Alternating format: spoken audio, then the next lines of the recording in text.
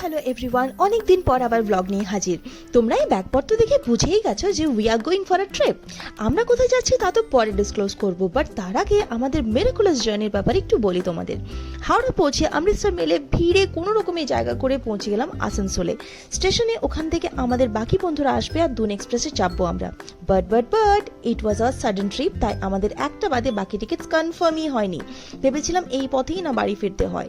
Station মাস্টারের ক্যাবিনে বার কয়েক visit করার পর উনি খানিকক্ষণ দেখে টেকে বললেন, হোলি স্পেশাল একটা ট্রেন ছিল বটে আপ টু দিল্লি, বাট ওটা 10টা 20তেই চলে গেছে। আবার আমাদের মুড অফ, কিন্তু 2 মিনিটের মধ্যেই উনি আবার বলে উঠলেন, এই দাঁড়ান, ওটা এখনো দাঁড়িয়ে অন্ডালে, চটপট টিকিট কাটুন। 10 মিনিটের মধ্যে আমরা ট্রেনে চেপে পড়ি। স্লিপার কোচ, বাট ওটাই তখন আমাদের কাছে লাক্সারি।